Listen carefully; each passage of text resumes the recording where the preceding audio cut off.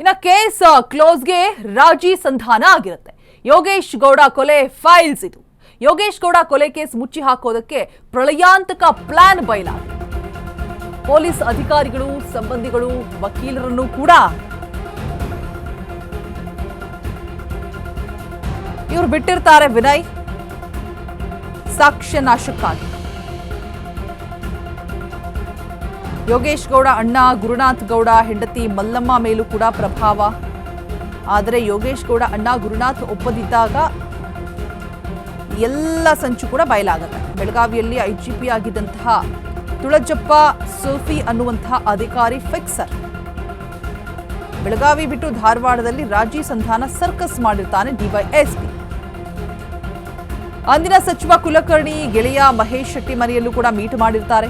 ಮೃತ ಯೋಗೇಶ್ ಅಣ್ಣ ಗುರುನಾಥ್ ಗೌಡ ಜೊತೆ ರಾಜಿ ಸಂಧಾನಕ್ಕೂ ಕೂಡ ಭಾರೀ ಯತ್ನ ನಡೆಸಿರ್ತಾರೆ. ಖುದ್ದು ಮಹೇಶ್ ಶೆಟ್ಟಿ ಬಾಯ್ಬಿಟ್ಟಂತಹ ಸತ್ಯದಿಂದಲೇ ಸಚಿವ ವಿನಯ್ ಪಾತ್ರ ಬಯಲಾಗುತ್ತೆ. ಇನ್ನೊಂದು ಇಂಟ್ರೆಸ್ಟಿಂಗ್ ಸಂಗತಿ ಏನಪ್ಪಾ ಅಂತ ಹೇಳಿದ್ರೆ, ಮೊದಲ ಆರೋಪಿ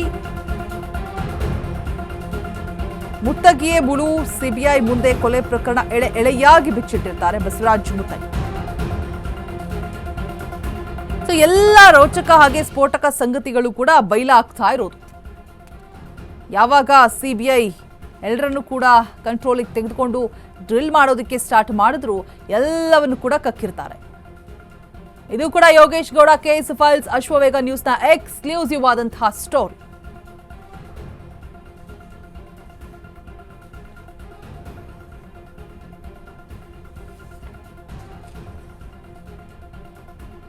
ಯೋಗೇಶ್ ಗೌಡ ಅಣ್ಣ ಗುರುನಾಥ್ ಯಾವಾಗ ಹೇಳಿಕೆ ಕೊಡೋದಕ್ಕೆ ಒಪ್ಪದೇ ಇದ್ದಂತಹ ಸಂದರ್ಭದಲ್ಲಿ ಎಲ್ಲ ಸಂಚು ಕೂಡ ಬಯಲಾಗುತ್ತೆ. ಯೋಗೇಶ್ ಗೌಡ ಅಣ್ಣ ಗುರುನಾಥ್ ಗೌಡ ಹೆಂಡತಿ ಮಲ್ಲಮ್ಮ ಮೇಲೂ ಕೂಡ ಪ್ರಭಾವವನ್ನು ಬೀರಿರ್ತಾರೆ. ಅಂದಿನ ಸಚಿವ ವಿನಯ್ ಕುಲಕರ್ಣಿ ಗೆಳೆಯ ಮಹೇಶ್ ಶೆಟ್ಟಿ ಮನೆಯಲ್ಲಿ ಎಲ್ಲ ಮೀಟಿಂಗ್ ಮಾಡ್ಬಿಟ್ಟು ಮಾತುಕತೆ ಚರ್ಚೆ ಎಲ್ಲ ಮಾತಾಡಿರ್ತಾರೆ. ಬಟ್ ಇಲ್ಲಿ ಅಣ್ಣ ಒಪ್ಪೋದಿಲ್ಲ. ಅವಾಗ ಇವ್ರುಗಳು ಮಾಡಿರುವಂತಹ ಎಲ್ಲ ಸಂಚುಗಳು ಕೂಡ ಬಟಾ ಬಯಲಾಗುತ್ತೆ. ಬಿಜಾಪುರದ ಪಿಸ್ತೂಲ್ ಲೆಟರ್ ಪ್ಲಾನ್, ಯೋಗೇಶ್ ಗೌಡ ಕೊಲೆ ಫೈಲ್ಸ್ ಇದು ಕೂಡ. ಯೋಗೇಶ್ ಗೌಡನನ್ನ ಮುಗಿಸಲೇಬೇಕು ಅಂತ ಹೇಳ್ಬಿಟ್ಟು ಪ್ಲಾನ್ ಮಾಡಿರ್ತಾರೆ. ಅದು ಕೂಡ ಬಟಾ ಬಯಲ. ಅಂದಿನ ಸಚಿವ ವಿನಯ್ ಕುಲಕರ್ಣಿ ಮಾಡಿರುವಂತಹ ಪ್ಲಾನ್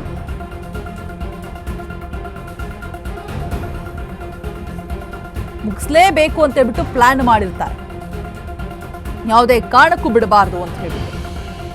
ಏನೋ ಗದ್ದಲ ಗಲಾಟೆಗಳಲ್ಲಿ ಅಚಾನಕ್ ಆಗಿ ಏನೋ ಭಯ ಹುಡ್ಸೋಕೋಗಿ ಕೊಲೆ ಆಯ್ತು ಅಂತ ಏನಾದ್ರೂ ಇದೆಯಾ? ಇಲ್ಲ, ನೋ, ಮಾಡಲೇಬೇಕು. ಒಂದು ನಿಮಿಷದ ಒಳಗೇನೆ ಕೊಲೆ ಮಾಡಬೇಕು. ಸಂಚನ್ನ ರೂಪಿಸಿ ಪಕ್ಕಾ ಪ್ರೀ ಪ್ಲಾನಿಂಗ್ ಮಾಡಿರುವಂತಹ ಹತ್ಯೆ. ಸಂಬಂಧಿಯೊಬ್ಬರ ಮೂಲಕ ಕಂಟ್ರಿ ಮೇಡ್ ಪಿಸ್ತೂಲನ್ನ ತರಿಸ್ಕೊಂಡಿರ್ತಾನೆ ವಿನಯ್. ಯೋಗೇಶ್ ಗೌಡ ಫಿನಿಶ್ ಆಗಲೇಬೇಕು, ಬೇಕಾದ್ರೆ ಮಾತ್ರ ಪಿಸ್ತೂಲ್ ಬಳಸಬೇಕು ಅಂತ ಹೇಳ್ಬಿಟ್ಟು ವಿನಯ್ ಕುಲಕರ್ಣಿ ಕ್ಯಾಂಪ್ನಿಂದ ಸುಪಾರಿ ಹಂತಕರಿಗೆ ಹೋಗ್ತಾ ಇತ್ತಂತೆ ಈ ಪಿಸ್ತೂಲ್. ಯೋಗೇಶ್ ಕೊಂದಿದ್ದು ಯಾರೋ ಹಂತಕರು ಅಂತ ಬಿಂಬಿಸೋದಕ್ಕೂ ಕೂಡ ಸಂಚನ್ನ ಮಾಡಿರ್ತಾನೆ. ಸೊ ನಿಮ್ಮ ಸಹೋದರ ಉದಯ್ ಕೊಂದವರೇ ನಿಮ್ಮನ್ನ ಮುಗಿಸ್ತಾರೆ ಅಂತ ಹೇಳ್ಬಿಟ್ಟು ಲೆಟರ್ ಕೂಡ ಹೋಗಿರುತ್ತೆ. ಕೊಲೆಗೆ ಮುಂಚಿನ ದಿನದಲ್ಲಿ ಯೋಗೇಶ್ ಮನೆಗೆ ಬಂದಿತ್ತಂತೆ ಅನಾಮಧೇಯ ಪತ್ರ. ಬಂಧಿತ ಆರೋಪಿಗಳಲ್ಲೇ ಒಬ್ಬ ಆ ಪತ್ರವನ್ನ ಕಳುಹಿಸಿದ್ದ ಅಂತ ಪತ್ತೆ ಹಚ್ಚಿದ್ದು ಕೂಡ CBI team. Yogesh Gowda case files Ashwavega ನ್ಯೂಸ್ನ ಎಕ್ಸ್ಕ್ಲೂಸಿವ್ ಆದಂತಹ ಮತ್ತೊಂದು ಸ್ಟೋರಿ. ಇದು ಪಕ್ಕಾ ಪ್ರೀ ಪ್ಲಾನ್ ಮಾಡಿರ್ತಾರೆ. 1 ಮಿನಿಟ್ ಒಳಗಡೆನೆ ಹತ್ಯೆ ಮಾಡಬೇಕು ಅಂತ.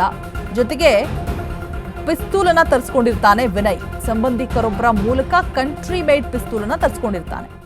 ಯೋಗೇಶ್ ಗೌಡನನ್ನ ಫಿನಿಶ್ ಮಾಡಲೇಬೇಕು, ಆಗಲೇಬೇಕು ಅಂತ ಹೇಳ್ಬಿಟ್ಟು ಪಣ ತುಟ್ಟು ಮಾಡಿರ್ತಾನೆ. ಬೇಕಾದ್ರೆ ಮಾತ್ರ ಪಿಸ್ತೂಲನ್ನ ಬಳಸಬೇಕು ಅಂತ ಹೇಳ್ಬಿಟ್ಟು ಸೂಚನೆ ಕೂಡ ಕೊಟ್ಟಿರ್ತಾನೆ. ಸುಪಾರಿ ಹಂತಕರಿಗೆ ಹೋಗಿತ್ತಂತೆ ಈ ವಿನಯ್ ಕುಲಕರ್ಣಿ ಕ್ಯಾಂಪ್ನಿಂದ ಪಿಸ್ತೂಲ್.